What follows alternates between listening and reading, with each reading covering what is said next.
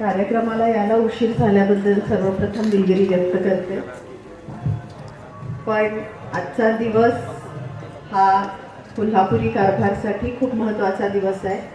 आजपासून 1 वर्षापूर्वी हे चॅनल चालू झालं आणि अतिशय सातत्य ठेवून त्यांनी 1 वर्षामध्ये म्हणजे अगदी कमी वेळामध्ये खूप चांगल्या पद्धतीनं व्ह्यूअर्स गोळा केले, खूप चांगल्या पद्धतीनं मांडणी केली आणि खऱ्या बातम्या लोकांच्यापर्यंत पोहोचवल्या, हे महत्त्वाचं आहे. आणि म्हणून आज या वर्धापना दिनाच्या निमित्तानं हा कार्यक्रम सोहळा पार पडत आहे. मी कोल्हापुरी कारभारच्या सर्व टीमचे मनापासून अभिनंदन करते आणि इथून पुढे 100वा सुद्धा मला वर्धापन दिन त्यांचा पुढे त्यांची अजून पिढी पुढे चालू ठेवू देत आणि तो 100वा त्यांचा वर्धापन दिन साजरा होऊ देत, अशा मी मनापासून त्यांना शुभेच्छा पण देते.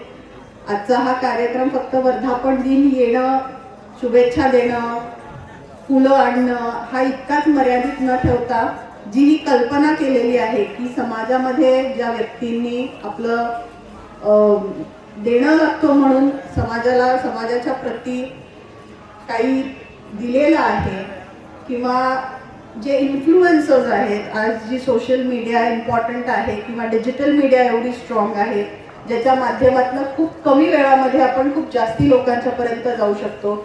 आणि अशी लोक जी कंटेंट क्रिएट करतात तो कंटेंट खरोखर लोकांना खूप उपयोगी असतो. म्हणजे अगदी किचन टिप्सपासून ते राजकारणापर्यंत अगदी या छोट्या छोट्या गोष्टी आहेत, पण प्रत्येक गोष्ट महत्त्वाची. आणि अशा सगळ्या व्यक्तींना सामावून घेऊन त्यांचं सुद्धा अभिनंदन करणं, त्यांचा सत्कार करणं आणि त्यांच्या कामाला प्रोत्साहन देणं ही पण खूप मोठी गोष्ट आहे. आणि मला हा कार्यक्रमाचं खरोखर कौतुक आहे की हा आगळा वेगळा कार्यक्रम वर्धापना दिनाच्या निमित्तानं आज कोल्हापुरी कारभारनी केलेला आहे. यांना मनापासून माझ्या शुभेच्छा आहेत.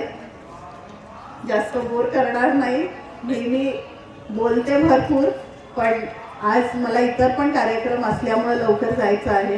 पण पुन्हा एकदा पुढच्या दुसऱ्या वर्धापन दिनाच्या निमित्तानं आपण सगळेजण एकत्र भेटू आणि बऱ्याच चर्चा करू. पुन्हा एकदा कोल्हापुरी कारभारला मनापासून शुभेच्छा देते आणि माझ्या वाणीला विराम देते. जय हिंद, जय महाराष्ट्र. धन्यवाद जय मॅडम. श्रीराम.